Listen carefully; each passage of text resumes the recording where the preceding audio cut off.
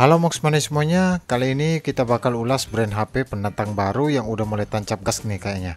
Setelah mereka merilis produk ketiganya yaitu Tecno Spark 7 Pro ini yang mulai dijual dengan harga 1 jutaan, HP ini tuh katanya dirancang untuk memenuhi kebutuhan anak muda.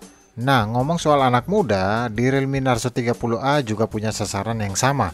Untuk itu, di video kali ini gue mau bandingkan dikit nih kedua HP ini yang punya market dan harga yang terjangkau, yaitu sama-sama di segmen entry level. Nah, sebelum kita bahas apa aja keunggulan dari kedua HP ini, buat kalian yang baru nemu channel ini, jangan lupa subscribe berupa loncengnya juga ya, oke? Check it out!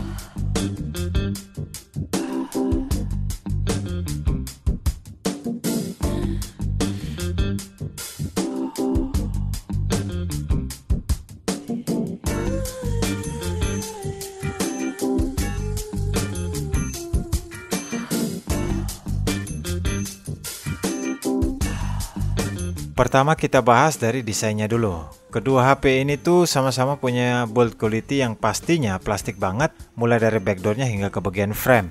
Dan sama-sama punya fingerprint di bagian belakang. Untuk desain dari housing kameranya, gue bilang dari sisi elegannya, Spark 7 Pro ini lebih bagus dengan kamera vertikal yang panjang, jadi kelihatannya tuh kayak HP 4-5 jutaan gitu.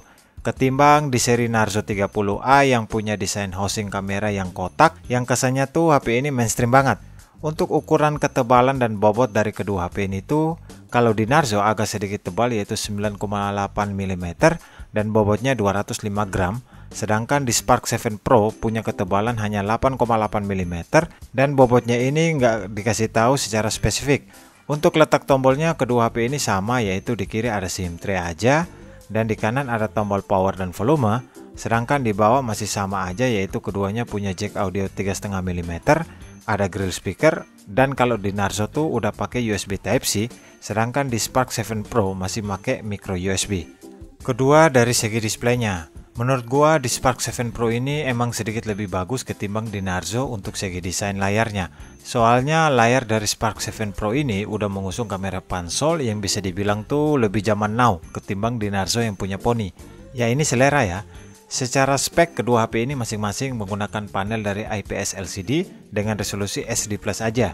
Tapi untuk ukuran layar, Spark 7 Pro lebih besar yaitu 6,6 inci ketimbang di Narzo hanya 6,5 inci aja. Untuk kecepatan layarnya, di Spark 7 Pro ini sedikit lebih berani memasang refresh rate 90Hz di segmen harga 1 jutaan daripada di Narzo yang masih 60Hz. Ketiga, ngomong soal chipset dan performanya, untuk spek yang digunakan kedua HP ini tuh masing-masing menggunakan chipset dari MediaTek yang hanya berbeda seri aja, yang dimana di Narzo tuh memakai Helio G85, sedangkan di Spark 7 Pro memakai Helio G80 dengan ditemani GPU yang sama yaitu Mali G52 dengan dukungan memori 464. Untuk performa ya kalau diukur lewat benchmark, Helio G85 sedikit lebih unggul dari tes Antutu. Skor yang didapat emang gak jauh beda dengan G80, yaitu di G80 skornya tuh di 202.000 dan di G85 tuh skornya di 216 ribuan. Dan ditanya mana yang baik untuk gaming, jawabannya sama-sama aja sih, hanya beda angka belakangnya aja kalau menurut gua. Jadi nggak ada yang signifikan. Sedangkan untuk baterainya ini di Spark 7 Pro punya kapasitas 5000 mAh yang ditemani output 10 watt aja dan masih belum fast charging. Sedangkan di Narzo kapasitasnya itu udah 6000 mAh dan ditemani fast charging 18 watt. Keempat, dari segi kameranya. Kalau di Spark 7 Pro punya setup triple kamera AI 48 megapiksel, sedangkan di Narzo cuma ada dua lensa aja yaitu 13 megapiksel lensa utama dan 2 megapiksel black and white. Dan untuk kamera selfie-nya keduanya punya lensa 8 megapiksel. Dan kalau diukur-ukur ini masalah selera aja sih. Berikut beberapa hasil fotonya.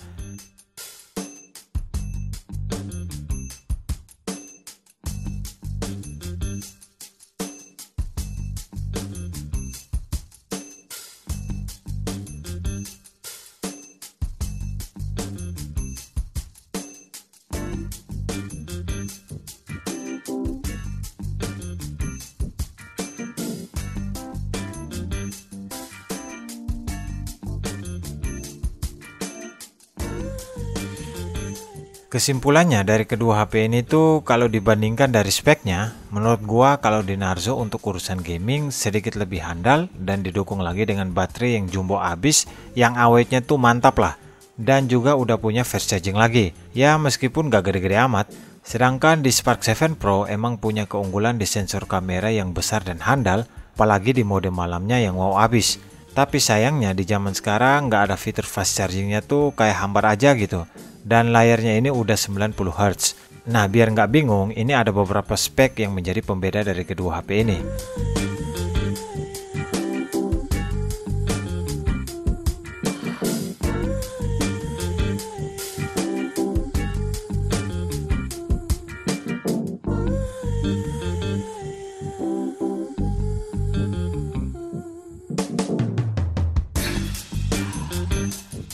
So gimana nih menurut Mongsmanismonya? Coba lempar komen kalian di bawah ya.